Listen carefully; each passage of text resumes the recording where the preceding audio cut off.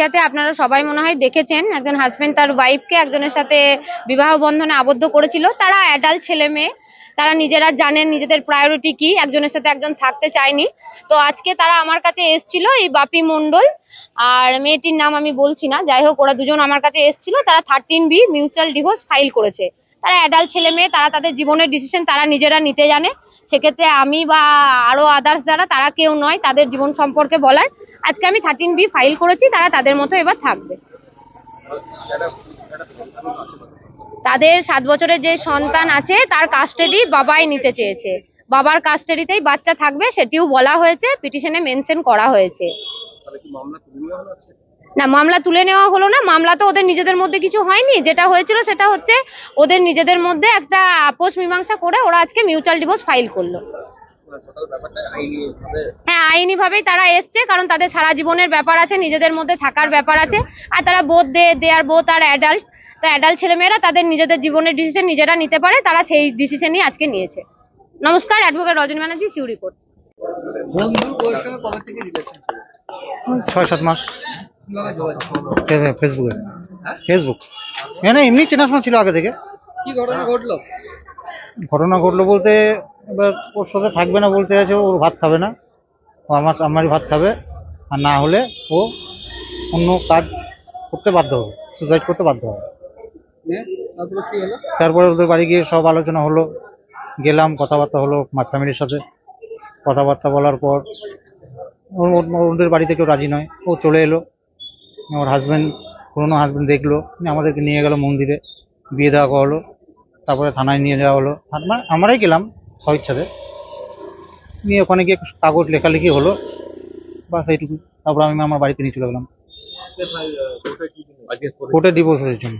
Divorce file করলাম ওর সাথে। হ্যাঁ, ওর সাথেও ডিভোর্স ফাইল করলাম। পুরোনো কোনো মামলা কিছু নেই। আপনি কি রেজিস্ট্রি করছেন? না, রেজিস্ট্রি এখন করবো না, কিছুদিন পরে করবো, সব কাজ তো একসাথে হবে না। না, ঠিক আছে। আপনার নাম?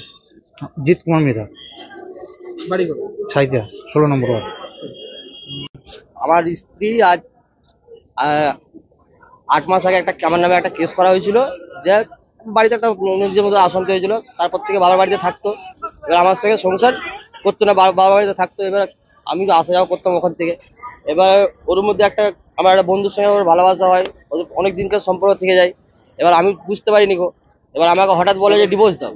ডিভোর্স দেবো কি বুঝতে পারলাম না। তারপরে কিছুদিন পর আমি নিজেই পরশুদিন ওদেরকে দুজনকে হাতে নাতে ধরার পর ওদেরকে দুজনকে বিয়ে দিয়ে দিই। আর আজকে আমি সিউড়ি এসেছি ডিভোর্স মিউচুয়াল করার জন্য। ডিভোর্স আমাকে ডিভোর্স দিয়ে আমার জন্য কোনো অসুবিধা না হয়, তার জন্য ওদেরকে দুজনকে বিয়ে দিয়ে দিয়েছি পরশুদিন। আর আমার যে কেসটা ছিল সেই কেসটা বলে যারা ডিভোর্স তুলে নেব। বিয়ে করেছি আমি 8/5/2017। হ্যাঁ, আমি স্বেচ্ছায় দিয়ে দিয়েছি। আমার নাম বাপি মন্ডল, বাড়ি সাইতিয়া, 8 নম্বর ওয়ার্ড। আজকে কি করতে এসেছেন? কোথায়? আমি কোর্টে এসেছি ডিভোর্সের জন্য। আমার কেন? কারণ আমার পুরোনো হাজবেন্ডের সঙ্গে আমি থাকবো না, এই জন্য। কিভাবে আলাপ হলো? আলাপ ফোনে থেকে হয়েছে, মেসেঞ্জার থেকে। আপনি আমার সাথে কিভাবে বিয়ে দিল? আপনি পুরোনো স্বামী? আমি ওখান থেকে আমার বাবার বাড়ি থেকে এখান থেকে চলে এসেছি, দিয়ে এখানে সাইতিয়ার মন্দিরে বিয়ে দিয়েছি। আপনার নাম? পঞ্চমী মন্ডল।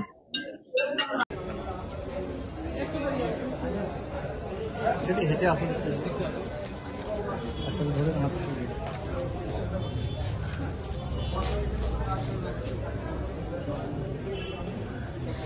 এইদিকে আসুন, দিয়ে এইদিকে ঢুকে যান।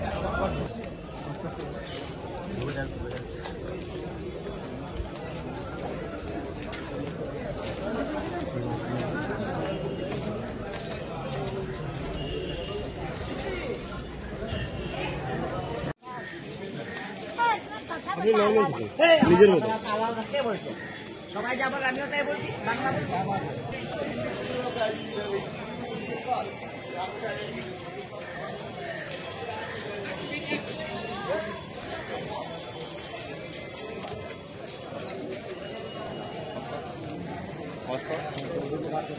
দাদা।